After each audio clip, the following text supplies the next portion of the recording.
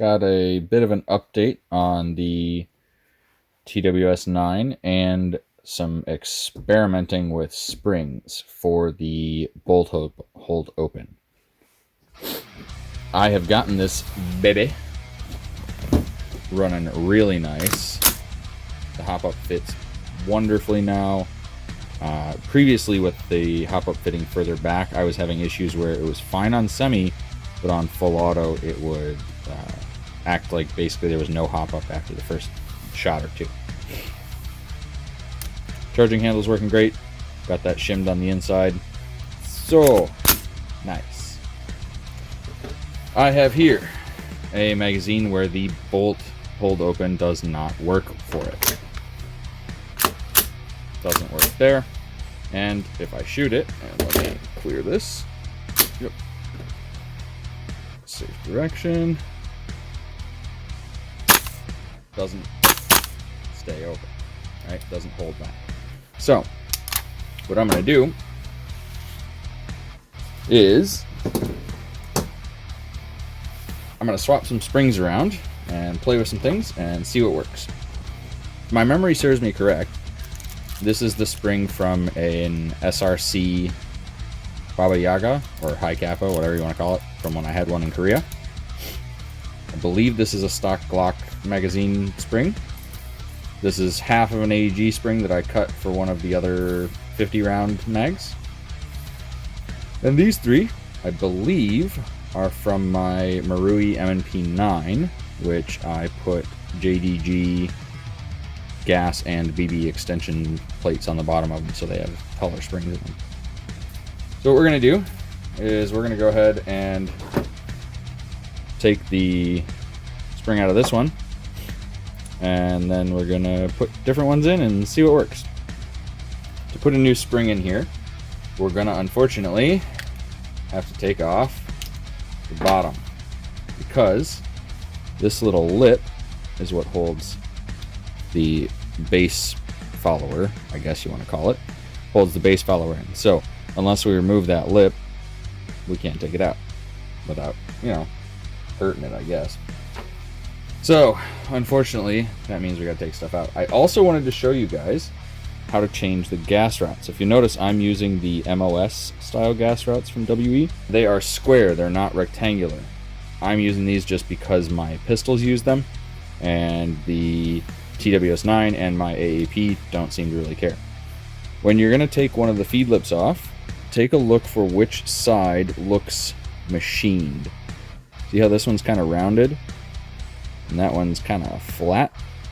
That's the one that probably has the knurled end, so you want to punch it out from the rounded end. Usually. Don't quote me on that. But let's see. Hey, I was right. Cool. Once you got that punched out,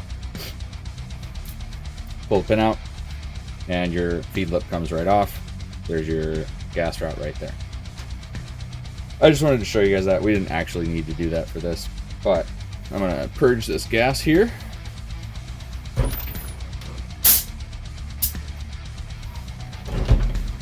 There we go. And I use propane, so it's stinky fart smell for me, which is kind of annoying, but yeah, whatever. Gonna get the right bit.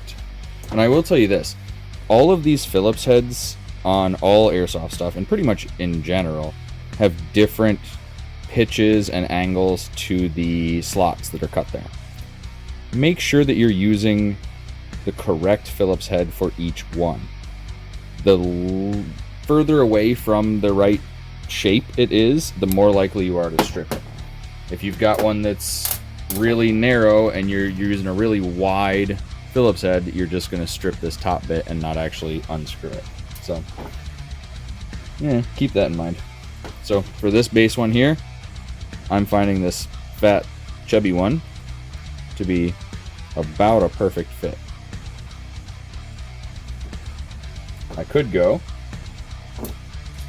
try the slightly smaller one, but see how that moves more? That's more wiggly, is bad. less wiggly is good.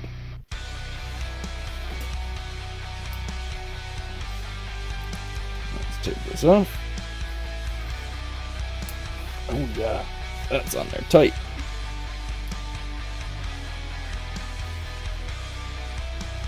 And I'm gonna hold my thumb over here so nothing flies out. Not that it like is spring loaded or anything, but you know. Here's a bit of spring. There we go. And then we can go ahead and pull this out.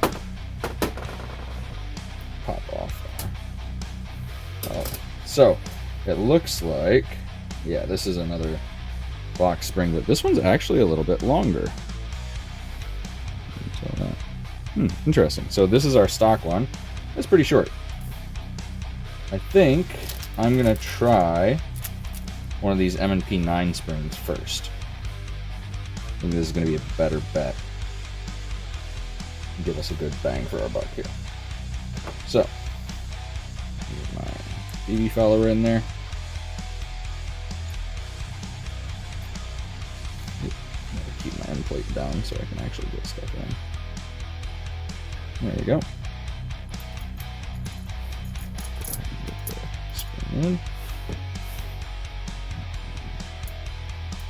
Base plate follower.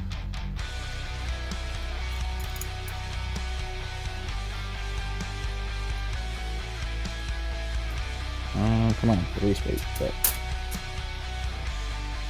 sometimes it pops back up and then it's annoying because you have to kind of hold it to get it through. There we go. We got that through. And now I can go ahead and tighten down again.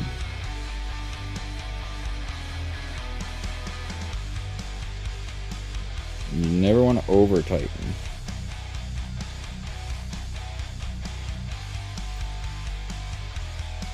But there is rubber in there, so you do have to go down until it like stops turning.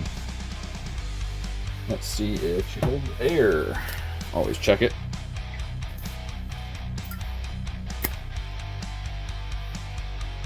Oop, got a little leak, so I didn't tighten it enough.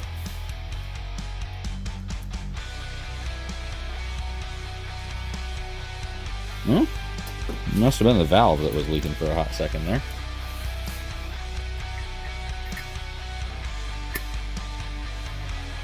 Yep, there's the valve. That's fine. I probably need to throw some green gas in it.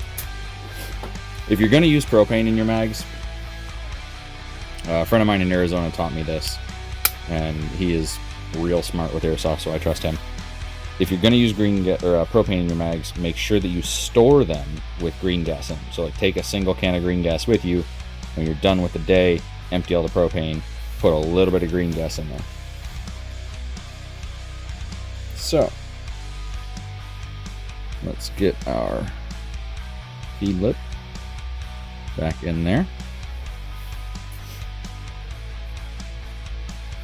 And I remember I had it this way when I punched it out. I want to put it in the same way, if you can. So, let's get that in. And punching these pins in and out doesn't take a huge amount of force. And this metal isn't super strong. This is just, you know, I guess call it Chinesium, pot metal, whatever. It's stuff that's who knows what alloy comes out of the factories that make all the airsoft stuff.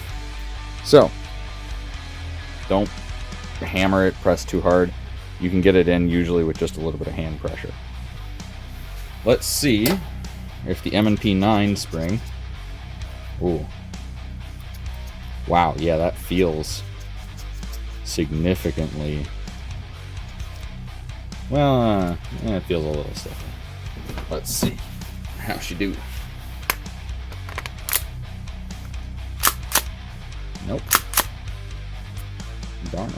Let's try a single shot. Clear. Hey, that's better. So it locks back on empty now. It did not do that before. Run out of gas there because I didn't fill it up too much. But you get the idea. At least lock back on empty works now. Oh man, I got nothing for the bolt hold open. And other than, I'm still pretty sure that this just needs to be higher up on these mags. It's not, so that might be a WE thing. But it seems to hit it sometimes, so who knows. I've got another one over here. I don't know if you can see the one that's backwards. This one doesn't hit anything either, either racked or when shot. Doesn't hold open the bolt. So I'm gonna get an AG spring and mess around with that one too, see what I can do there. But for now, at least, the M&P9 spring was a good start. So let's go ahead and swap to the high kappa spring. Yeah, so I'm going to do that off camera, and then when I come back, I'll have the high kappa spring in. All right, got the high kappa spring in here. You can see there's a few more coils. So give it a shot. See what happens. So on the rack. Ooh, I felt a catch. Hey, that's good. But it doesn't seem to do super reliably.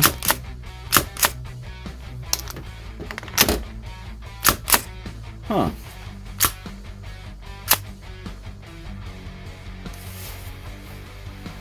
That stinks. I wonder why that worked once and not again. Anyways, clear chamber. Yep, clear. Safe direction. Okay. Well, that still works. So it looks like